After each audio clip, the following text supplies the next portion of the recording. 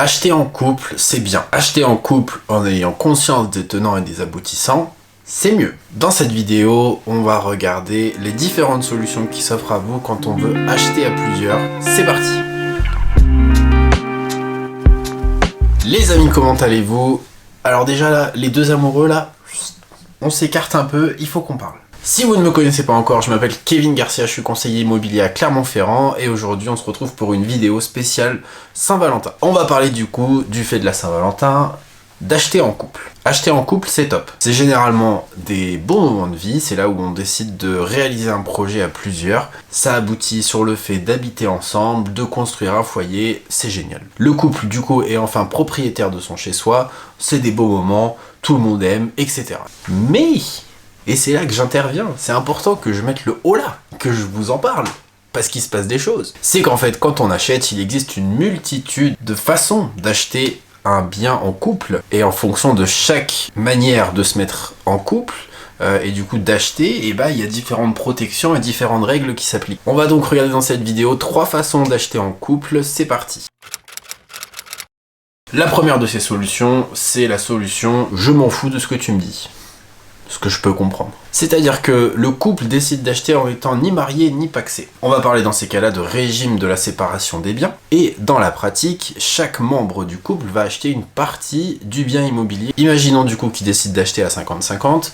La première partie du couple aura 50% de la maison et l'autre partie aura l'autre moitié. Une autre solution, une des parties du couple gagne plus que l'autre. Il décide d'acheter à 70% et l'autre à 30%. Enfin bon, voilà. On sépare le bien immobilier en 2 parties. Mais jusque-là, Kev, ça change pas grand-chose, parce que finalement, c'est un arrangement entre nous, etc. Oui, c'est vrai. Mais, qu'est-ce qui va se passer si il arrive quelque chose à l'un des deux conjoints? Parce que oui, désolé, il faut en parler, c'est des choses qui arrivent, et c'est mieux de prévenir que de guérir. Et bien, si jamais il arrive quelque chose à l'un des deux conjoints, on va parler d'un décès. Qu'est-ce qui va se passer? Les parts de conjoints décédés vont revenir à ses héritiers. Et dans ces cas-là, même si vous êtes du coup en concubinage, donc c'est-à-dire que vous êtes ensemble dans la pratique, mais pas dans la théorie, et ben la succession, les héritiers du conjoint décédé seront soit les enfants, soit les parents, ce sera d'abord la famille. Et là du coup on se retrouve dans des situations compliquées parce que les héritiers, donc les enfants ou les parents qui se retrouvent avec une part de la maison d'un bien qu'ils n'ont jamais habité, ça va être compliqué.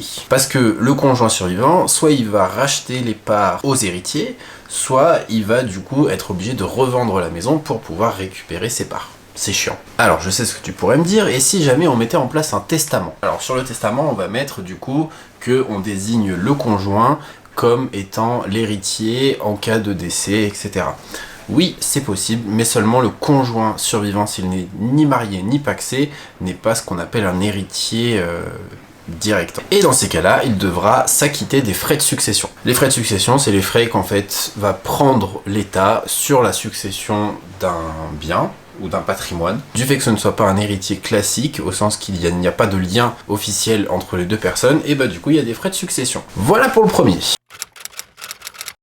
La deuxième solution, c'est le PACS. Dans le cadre d'un PACS, les deux conjoints sont toujours sous le régime de la séparation des biens, c'est-à-dire que chacun a son propre patrimoine et il n'est pas mélangé. Cependant, si ils décident d'acheter ensemble sous le régime du PACS et qu'ils le lient ça avec un testament, dans ces cas-là, le conjoint qui sera nommé comme héritier pourra récupérer la part du conjoint décédé sans devoir payer de frais de succession. Ça veut dire que le conjoint survivant héritera de la totalité du bien immobilier sans avoir à payer de frais, il sera exonéré des frais de succession et ça, c'est cool. En plus de ça, le PACS, c'est totalement gratuit. Il y a juste des frais de testament qui sont de l'ordre, je crois, de 15 €, donc c'est vraiment pas grand-chose et ça permet de gagner énormément d'argent si jamais il arrive quelque chose.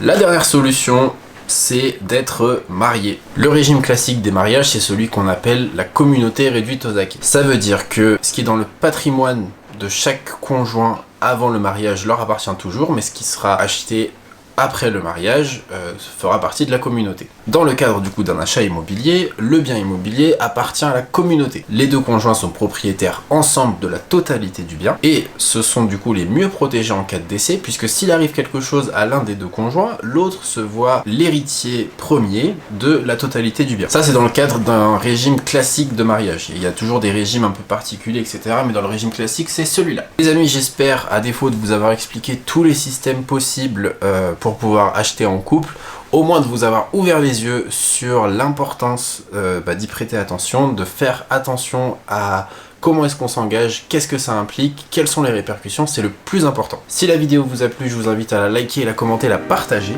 Moi je vous dis à bientôt et profitez bien. Ciao!